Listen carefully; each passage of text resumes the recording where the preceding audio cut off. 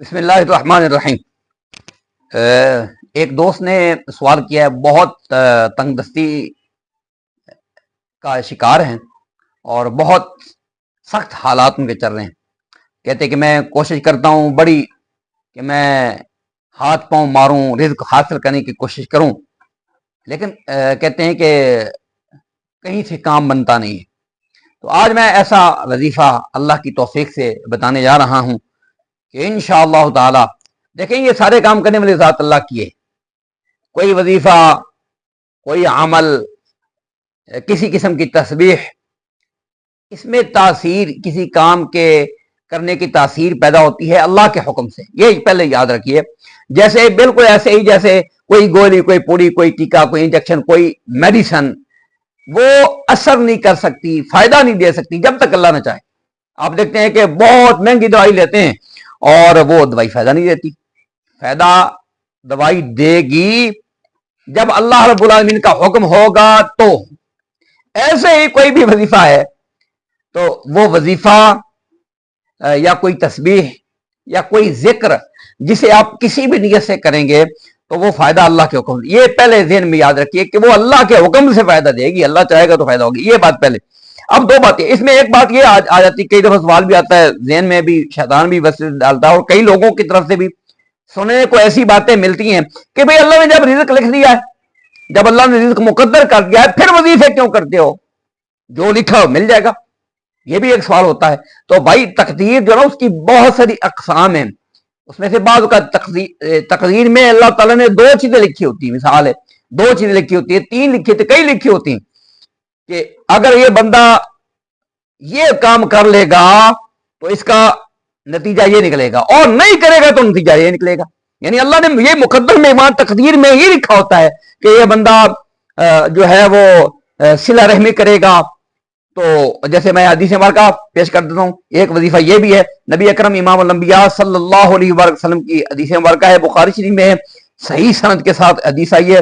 عن ابی ہریرہ رضی اللہ عنہ قال قال رسول اللہ صلی اللہ علیہ وسلم، اللہ کے نبی صلی اللہ علیہ وسلم فرماتے ہیں کہ ایسا شخص من احب ان یبسط له فی رزقہ وان ينسع ان یبسط فی رزقہ وان ينسع فی اثرہ، اگر کوئی بندہ یہ چاہتا ہے کہ اس کے رزق میں اضافہ کر دیا جائے، این یبسط فی رزقہ، اس کے رزق میں کشادگی کر دی جائے، اور یہ چاہتا ہو کہ اس کی عمر بڑھا دی جائے، تو وہ کیا کرے؟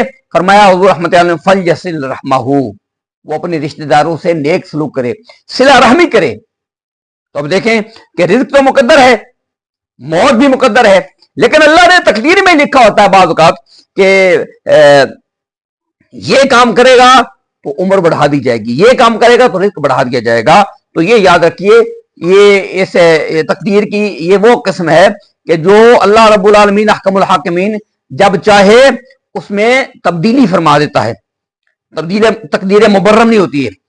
تو خیر، نبی اکرم صلی اللہ علیہ وسلم کا یہ ایک وظیفہ یہ بھی جو میں نے ابھی بیان کیا، نبی کریم صلی اللہ علیہ وسلم نے ارشاد فرمایا کہ اگر کوئی بندہ چاہتا ہے کہ اس سے کہ رزق میں برکت ہو اور اس کی عمر میں برکت ہو تو وہ صلہ رحمی کرے۔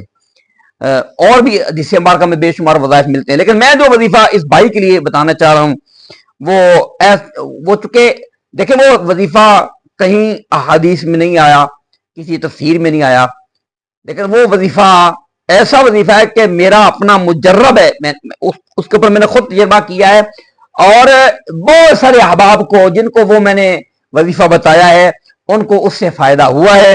تو اس بنیاد پر، تجربہ کی بنیاد پر یہ وظیفہ میں عرض کرنے جا رہا ہوں، جو کہ میں ابھی آپ کو بتانے جا رہا ہوں۔ ویڈیو لمبا کرنا مقصود نہیں ہے، آپ کو بتانے جا رہا ہوں، آپ توجہ سے سماعت فرمائیے اور اللہ کی ذات پہ یقین رکھیے۔ میں پہلے بھی عرض کر چکا ہوں، کوئی وظیفہ، کوئی عمل، کوئی ذکر نفع نہیں دے گا جب تک اللہ نہ چاہے، یہ پہلی بات ہے۔ لیکن اب یہ سوال ہوتا ہے بھائی اللہ چاہے گا تو ہو جائے گا، نہیں چاہے گا تو نہیں ہوگا۔ تو اس کی جواب یہی ہے کہ جب آپ ڈاکٹر کے پاس جاتے ہیں دوائی لینے کے لیے، اللہ نے چاہا تو دوائی فائدہ دے گی، اللہ نہیں چاہے گا تو دوائی فائدہ نہیں دے گی۔ کسی نے کبھی سوچا کہ بھی ڈاکٹر کے پاس پھر کیوں جائے؟ جب جو ہونا ہے سو ہو جائے گا، اللہ نے جو مقدر کیا ہوگا وہ ہو جائے گا۔ تو کوئی ایسا چاہتا ہے کہ ڈاکٹر کے پاس جاتے ہی نہیں ہے؟ ایسا کوئی بھی نہیں کرتا۔ ڈاکٹر کے پاس جاتے ہیں نا، بالکل یہ ویسی بات یہ ہے، اللہ چاہے گا تو یہ وظیفہ عمل کرے گا اور یہ وظیفہ جو ہے وہ فائدہ دے گا۔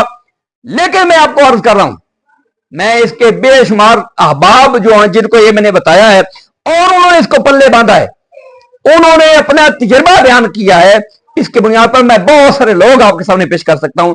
آپ یقین جاننے کے لیے قسمیں کھانے کی ضرورت مجھے کوئی نہیں ہے، بات سیدھی سی ہے، اگر کسی کا دل مطمئن ہوگا تو کرے، نہیں ہوگا تو نو پرابلم، یہ زبردستی والی بات نہیں ہے۔ اس لیے جس بھائی نے پوچھا ہے ان کے لیے میں عرض یہ کر دیتا ہوں کہ یہ وظیفہ ہے بہت چھوٹا سا، اس کے اوپر ہارڈلی 15 سے 20 منٹ لگتے ہیں، دل سے کیجئے۔ وظیفہ یہ ہے بھائی کہ فجر کی نماز جب آپ پڑھیں تو فجر کی نماز پڑھنے کے بعد آپ وہ کاؤنٹر میں تسبیح لے لیجئے گا جس کے اوپر ڈیجیٹل لیٹرز آتے، ڈیجیٹل کاؤنٹنگ آتی ہے، مل جاتی ہے بازار سے آسانی سے، وہ لے لیجئے اور اس کے اوپر 1000 مرتبہ یا وہاب یا رزاقو پڑھنا ہے، 1000 مرتبہ یا وہاب یا رزاقو۔ اس علاقے کی، جہاں میں امام اور خطیب ہوں، اس علاقے کا سب سے بڑا علامہ شیخ الحدیث اور بہت بڑے بڑے علماء اور اساتذہ اور شیوخ الحدیث کے استاد مرحوم و مغفور شیخ الحدیث و تفسیر حضرت قبلہ پیر سید نظر حسین شاہ صاحب رحمہ اللہ تعالی، انہوں نے یہ وظیفہ مجھے عطا فرمایا تھا اور اس کے اوپر میں نے عمل کر کے تجربہ کیا ہے کہ یہ بہت مجرب عمل ہے۔ تو 1000 مرتبہ یا وہاب یا رزاقو آپ نے پڑھنا ہے اور اس کے اول اور آخر میں کوئی سا بھی درود پاک آپ پڑھے تاک تعداد میں، 3 بار 5 بار 7 بار 9 بار، آپ کی مرضی ہے۔ درود پاک جو ہے یہ بھی ایک ایسا عمل ہے، نبی کریم صلی اللہ علیہ وسلم نے ارشاد فرمایا من صلی علیہ واحدتن، جس نے میرے اوپر صلاۃ بھیجی، درود بھیجا 1 مرتبہ، صلی اللہ علیہ عشرہ، اللہ تعالیٰ اس پہ 10 مرتبہ، اللہ اکبر، 10 مرتبہ اللہ اس پہ درود بھیجے گا، اللہ اس پہ رحمت بھیجے گا۔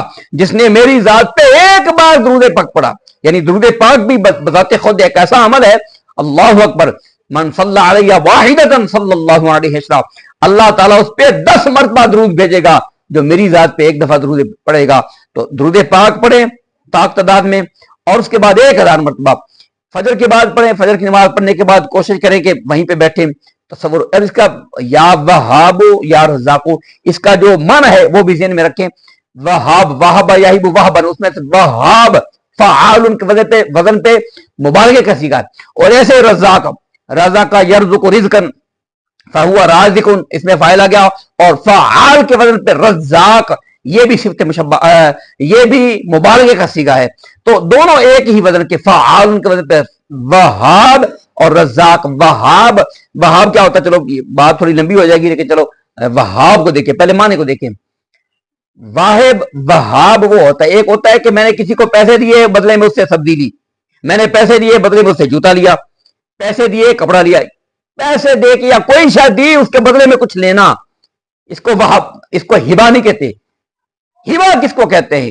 ہبا یہ ہوتا ہے کہ کوئی شے بغیر بدلے کے دینا، اس کے بدلے میں کچھ لینا ہی نہیں ہے، بغیر بدلے کے، بغیر کسی سلے کے کوئی شے دینا، اس کو کہتے ہیں ہبا۔ ہماری زبان میں لفظ معروف ہے، ہم جانتے ہیں ہبا، وہ اسی سے آیا ہے، تو اسی سے ہے وہاب۔ اے وہ ذات جو رزق دیتی ہے، جو دولتیں دیتی ہے، جو نعمتیں دیتی ہے، وہ ذات جو یہ سب کچھ دیتی ہے بغیر کسی بدلے کے، ہم اس کو بدلے میں کچھ نہیں دیتے، نہ دے سکتے ہیں، نہ وہ محتاج ہے، اللہ اکبر۔